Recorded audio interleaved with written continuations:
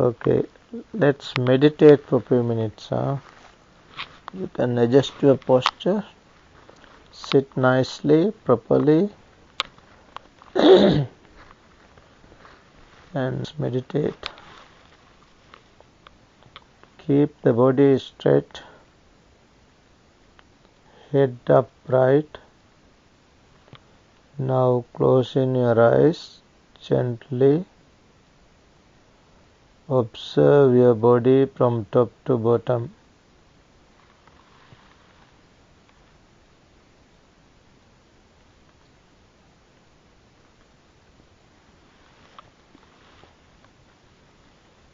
Observe your body from top to bottom and relax your body.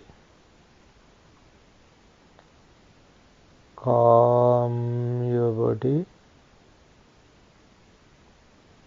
Relax your body.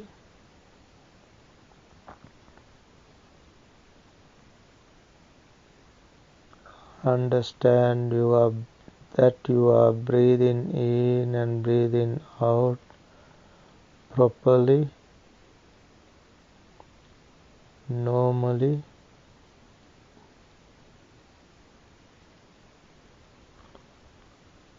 With a relaxed mind, you are breathing in and breathing out. Natural breath. Natural breathing in and breathing out. Now observing your body, whole body from top to bottom. Mentally repeat, may I be calm.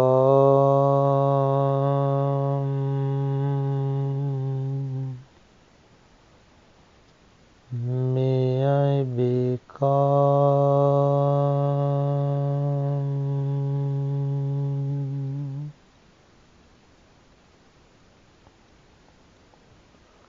May I be calm.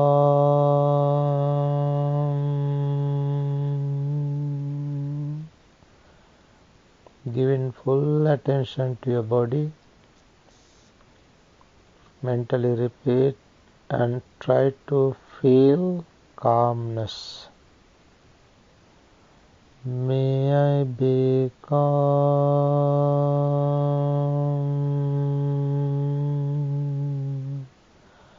and peaceful.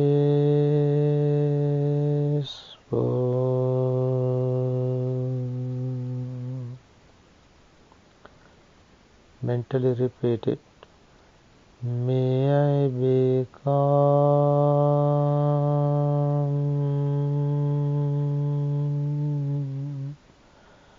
and peaceful.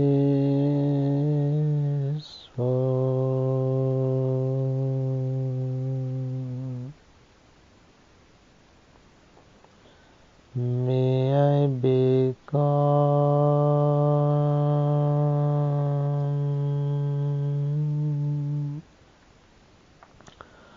and peaceful.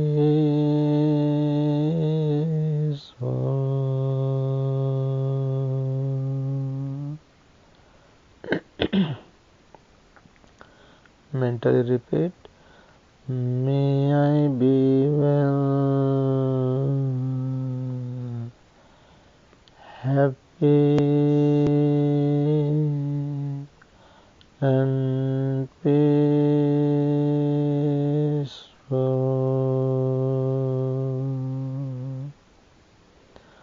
May I be well, happy and peaceful.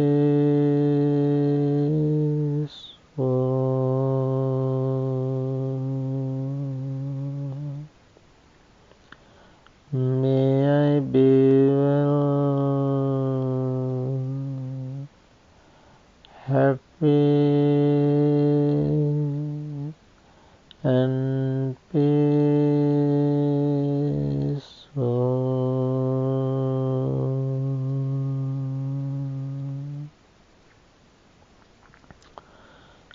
Now let's extend metta, love and friendliness to all beings in the world. Let's start with beings in your room. Now extend metta to all beings in your room where you are right now. And mentally repeat, may all beings in this room be well, happy and peaceful.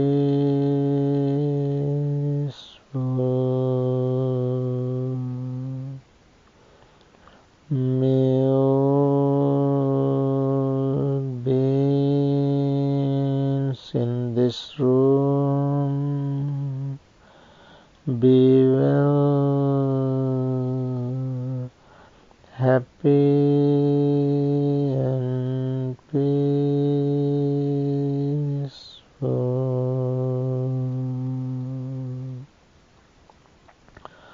May all beings in this room be well, happy and peaceful.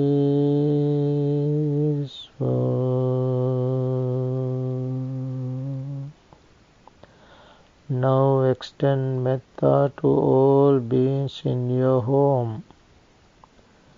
May all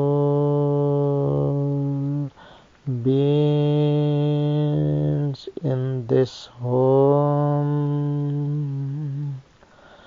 be well, happy and peaceful.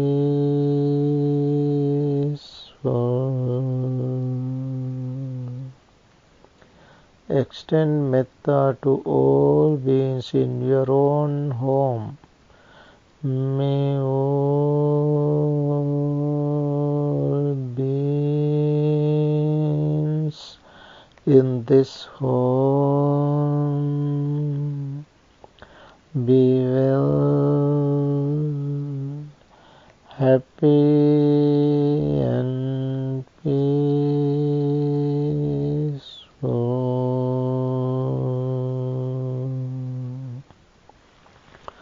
May all beings in this home be well, happy and peaceful.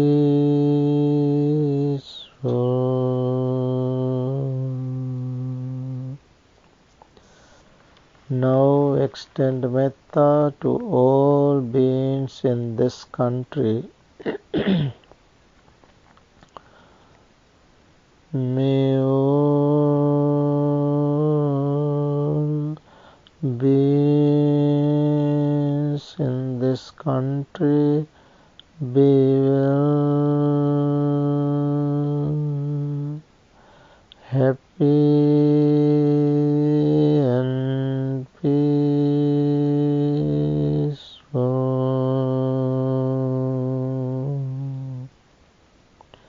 Mentally repeat, may all beings in this country be well, happy and peaceful.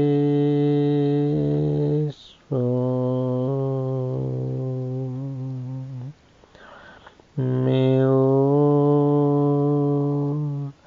beings in this country be well, happy and peaceful.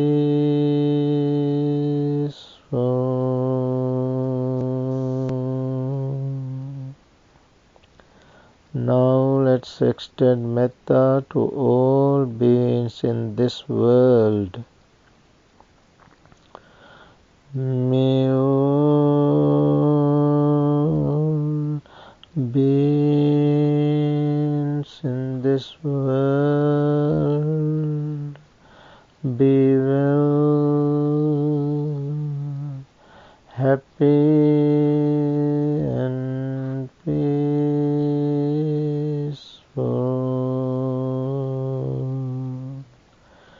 May all beings in this world be well,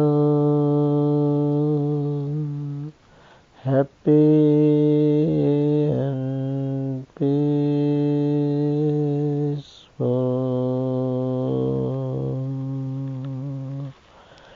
May all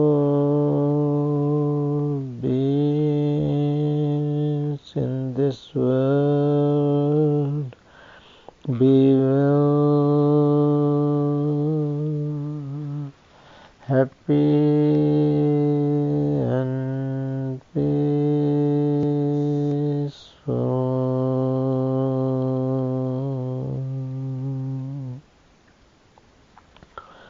Now let's extend metta to all beings in this universe. May all beings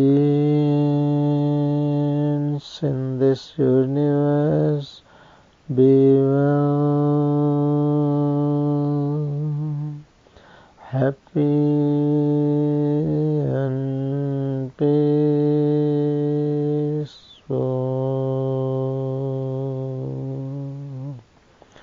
May all beings in this universe be well, happy and peaceful.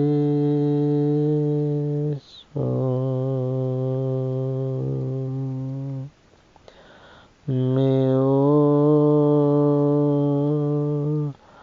beings in this universe be well, happy and peaceful.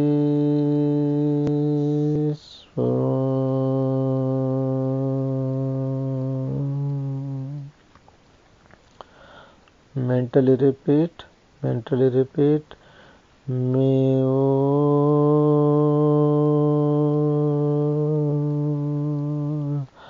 beings be well, happy and peaceful.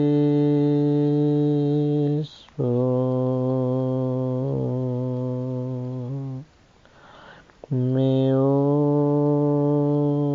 beings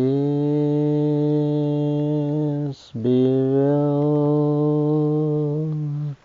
happy and peaceful.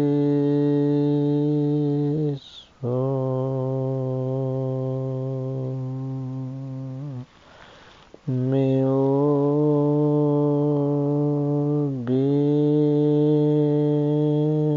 be well, happy and peaceful.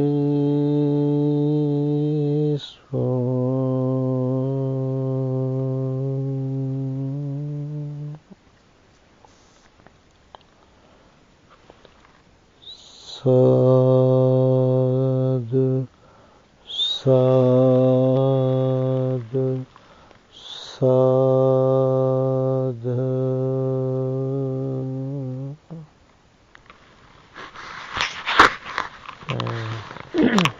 Okay. So today I want to speak about the Who is the outcast? You know, the people, among the people, there are some people try to classify people, which is not good. We humans are humans. We should not discriminate humans. But unfortunately, from the ancient time, some people, because of their conceit, because of their pride, they try to categorize people according to their nature, in accordance with their jobs, professions.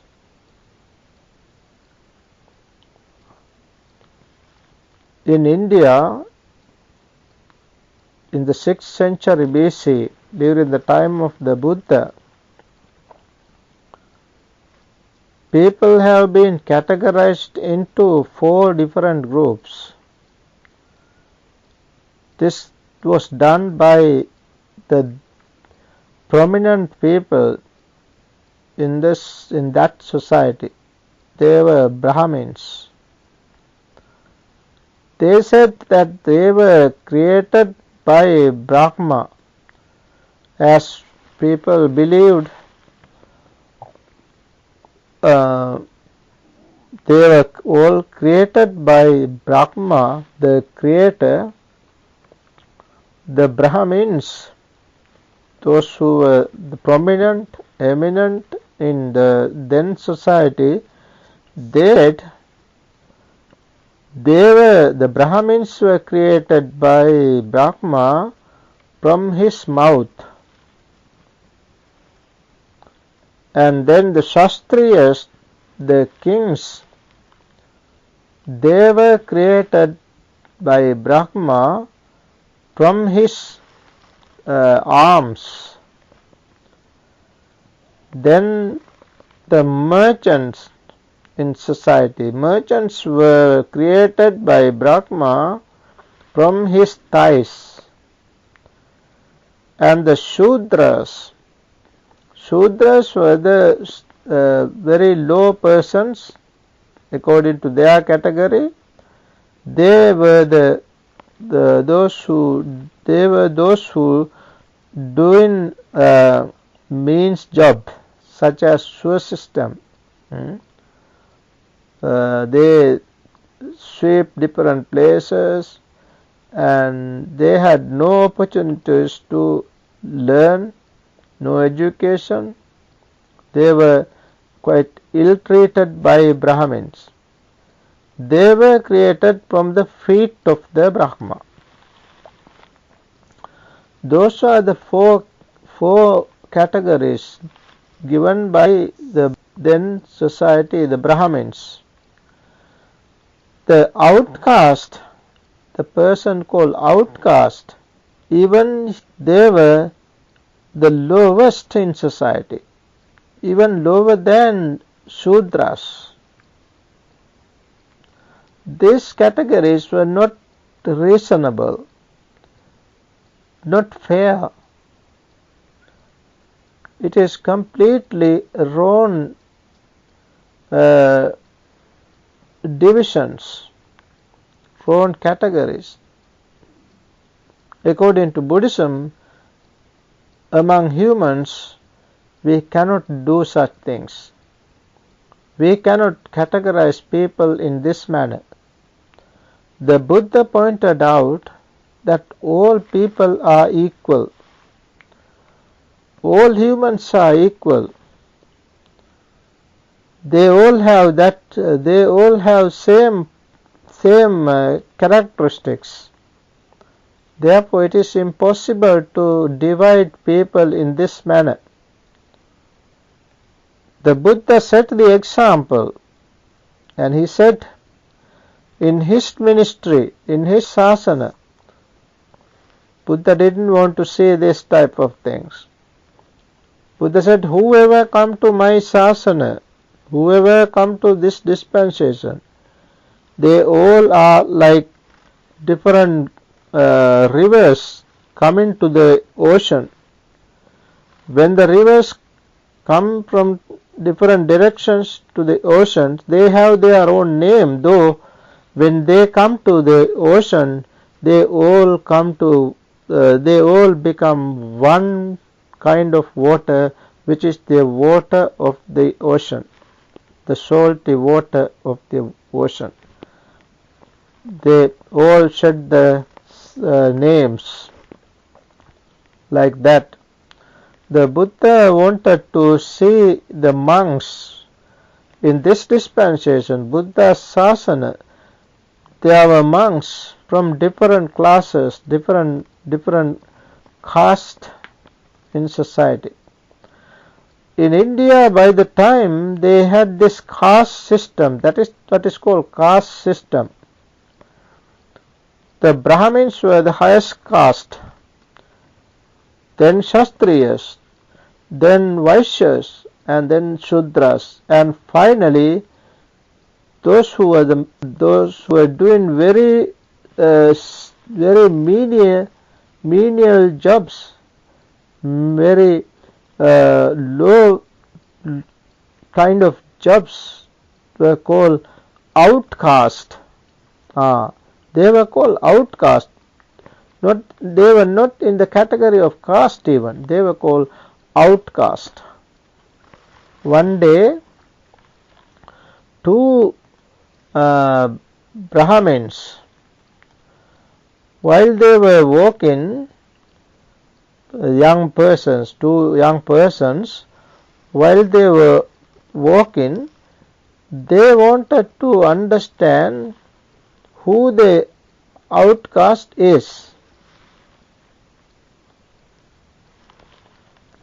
Then one of them questioned the other one, who this outcast is. How one becomes an outcast or Brahmin. Then he said, one becomes a Brahmin because of one's birth.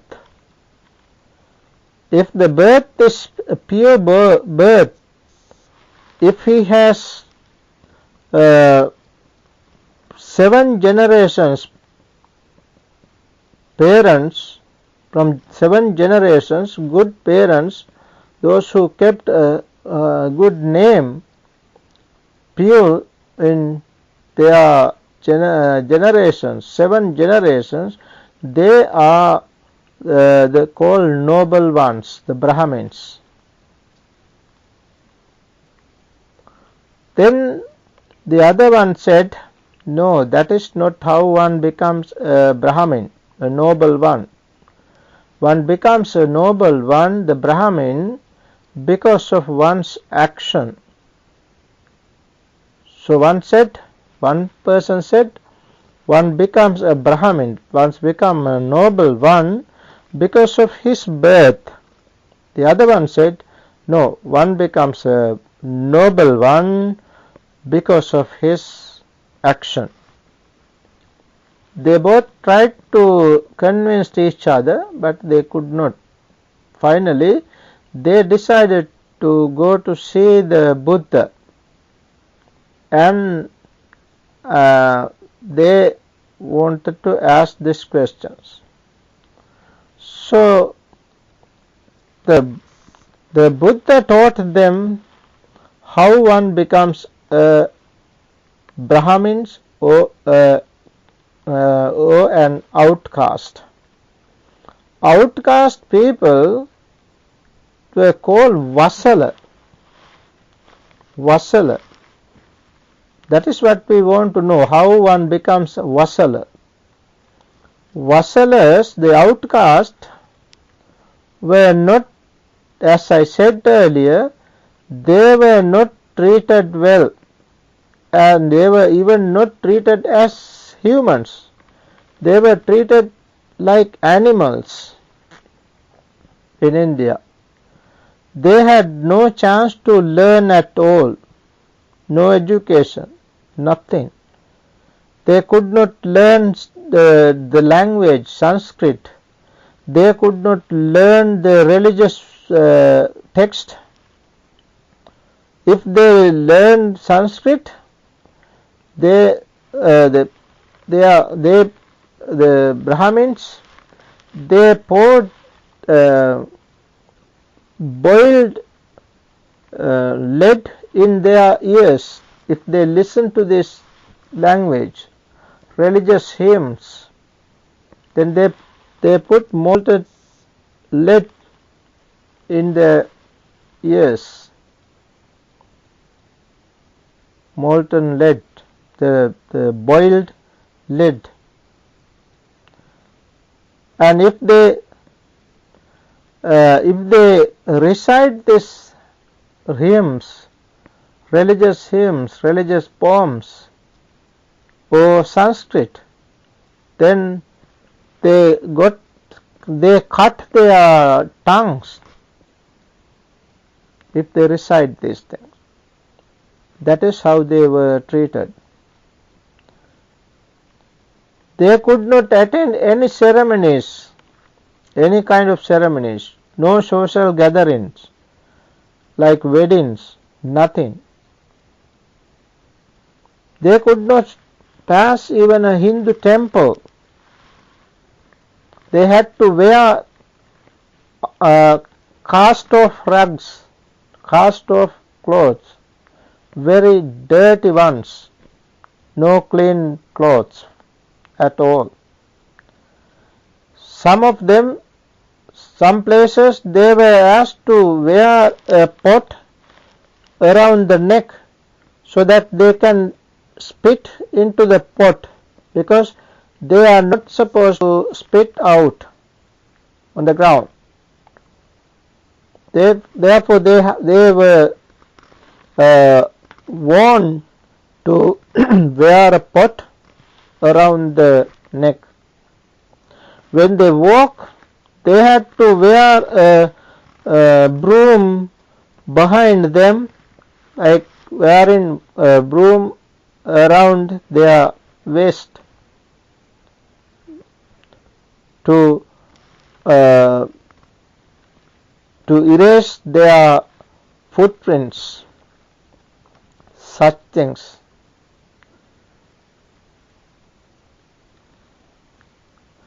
That is how they were treated. They could not, the ladies of that caste, outcaste, they were not allowed to wear jewelries. If they want to, they could use only something out of clay, or simply out of iron. No gem, no silver, no gold, such things. That is how they were treated. Their names should be ugly names, not clear names, not good ones.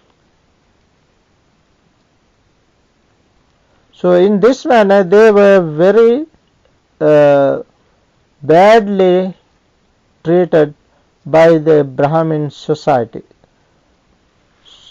That is why these two youngsters wanted to understand how one becomes a noble ones, the Brahmins, and how one becomes an outcast. So when these two went to the Buddha said, among the humans there is no such categories, no such differences. Humans are equal. Buddha very clearly pointed out, among the grasses and trees there are differences because of their different species, because of their classes. There are differences. grass or trees, you can see different colors, different types because of their species. There are different classes. And then the Buddha pointed out among the animals, among the beetles, butterflies, termites, ants, they have their different insects, they have their differences among these little creatures because of their different species. Among the animals, they themselves have differences. I mean 4 feet animals, 4 feet animals. They all have that such differences. And then the Buddha pointed out among the fish there are differences because of the different species. Then among the birds there are differences. But among humans there is no such difference. Buddha pointed out humans, all humans have similar hairs, similar head hairs, similar body hairs. Their ears, they have only 2 ears, their ears the same.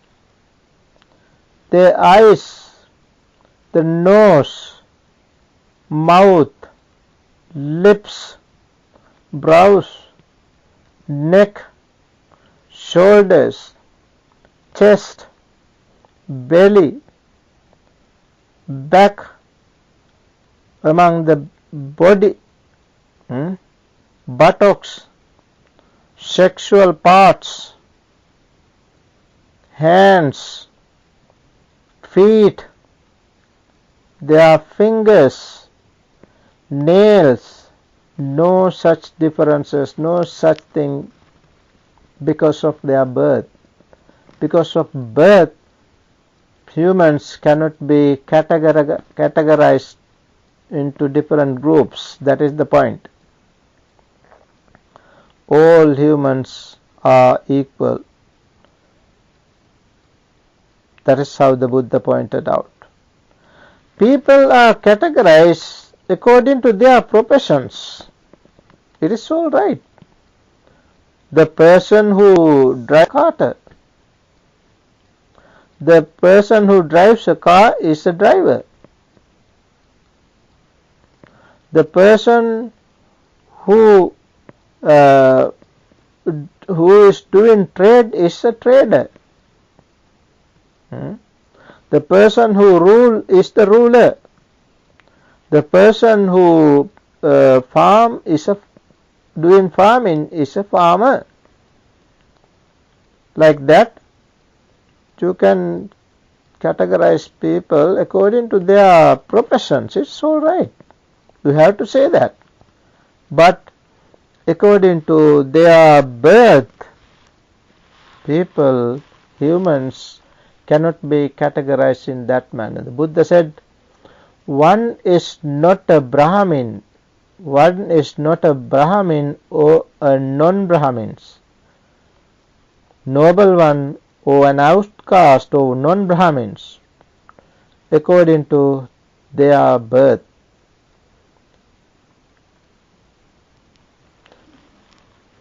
Noble one or ignoble ones become only because of one's action, not because of one's birth. The Buddha very clearly said, "Na jacca vasalo hoti, na jacca hoti brahmano. Kammana vasalo hoti, kammana hoti brahmano." Not by birth one is an outcast. Not by birth one is a Brahmin, one is a noble one. But by action, by one's own action, one becomes an outcast or a noble one. That is the teachings of the Buddha. So it is clear that the Buddha wanted to point out clearly how people become Brahmins or non-Brahmins. One day, while the Buddha was going from house to house begging, he came to a place where there was a Brahmin who was getting ready to offer something to the God. When he came to when the Buddha came to that point, he started to blame the Buddha. He said, "You are shaven-headed man. Don't come here. Stay right there. Don't come closer."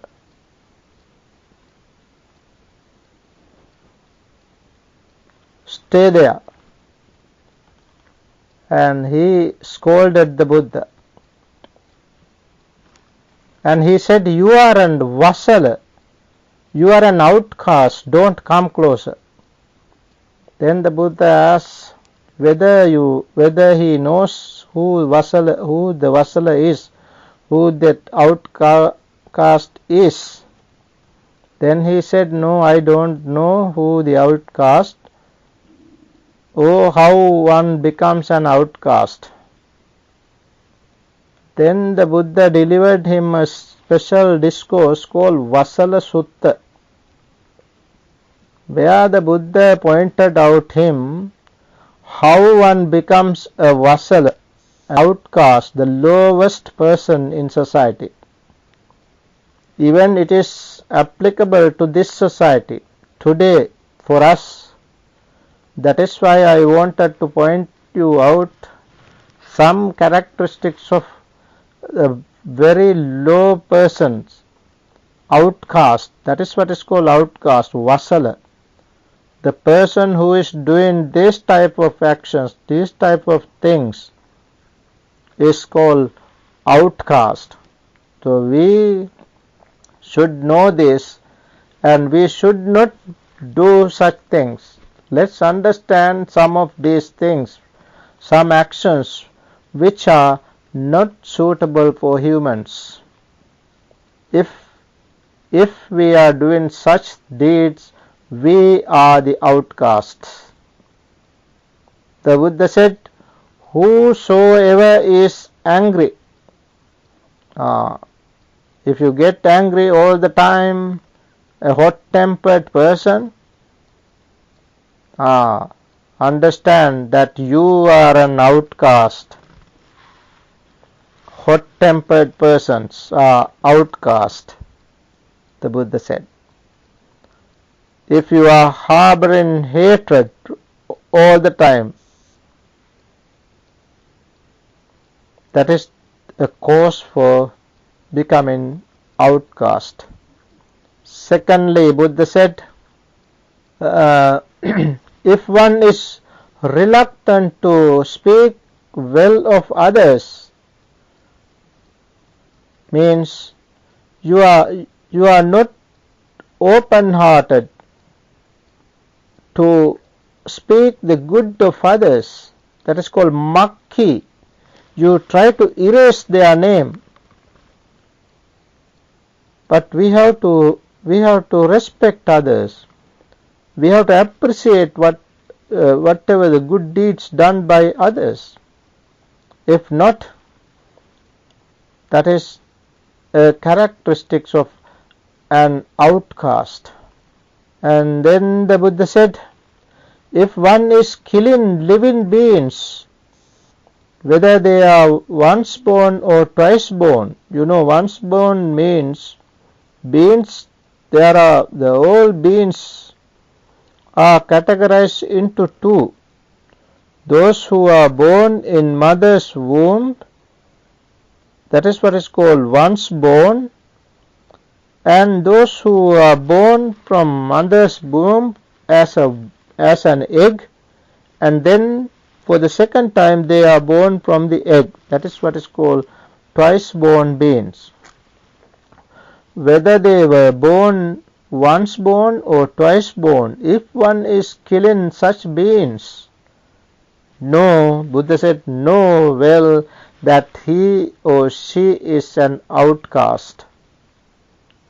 Means those who are killing beings, even an ants, it is not good. As Buddhists, we should not kill.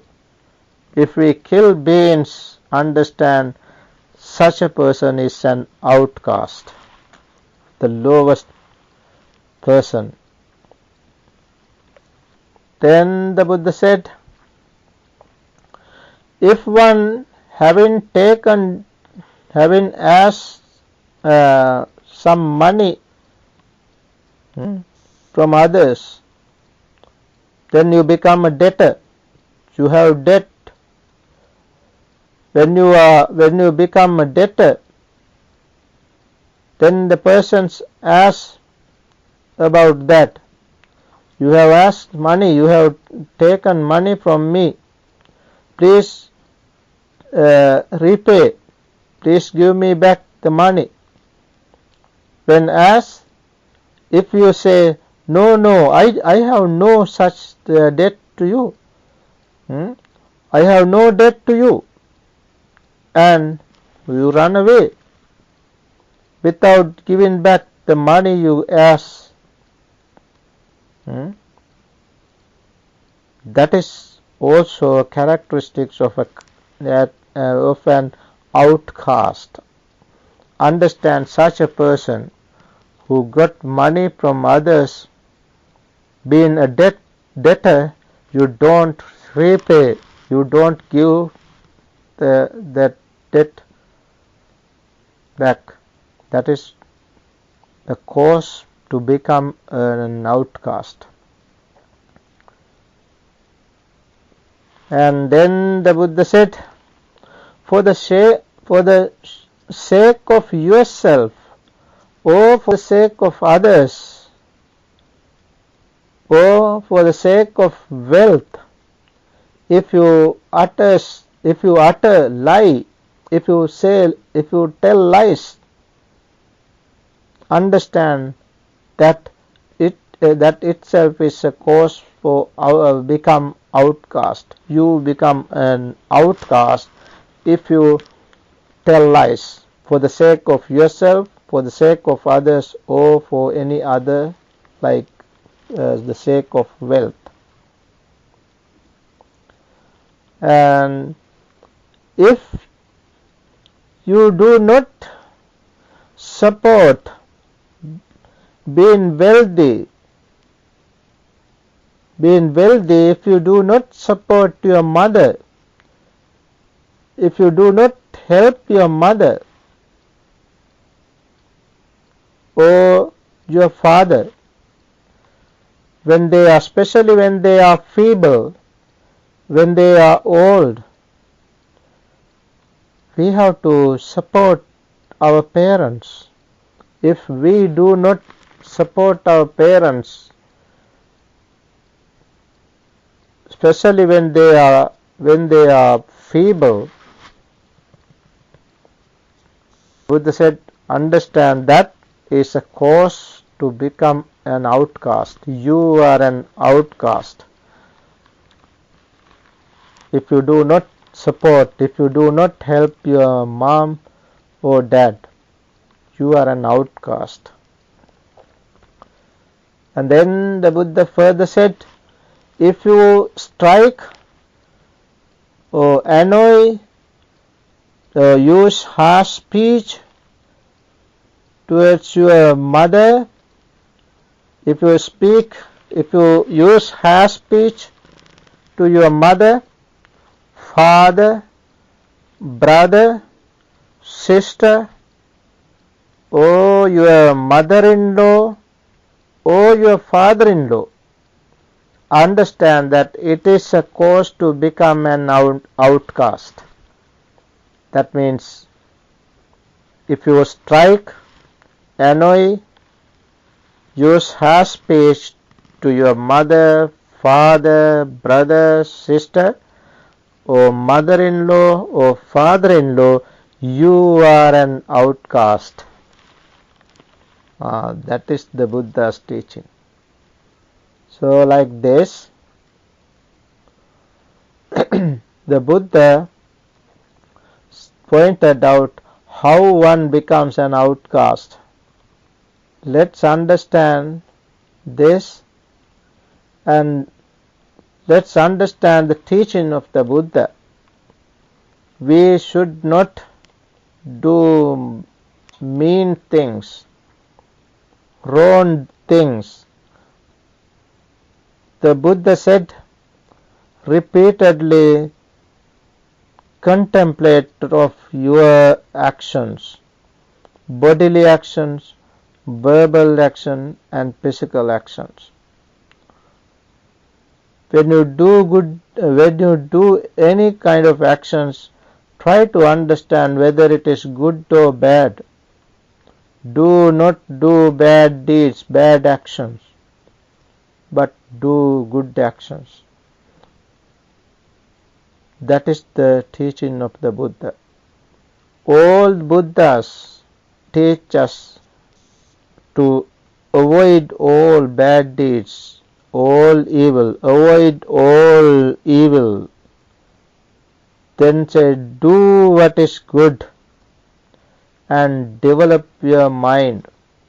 This is the teaching of all Buddhas. Friends, let's understand this wonderful Dhamma and let's live according to the Dhamma so that we can live happily, peacefully, and we can one day realize real peace, real happiness of Nibbana. May we all realize real peace, real happiness of Nibbana. Sadhu, sadhu, sadhu.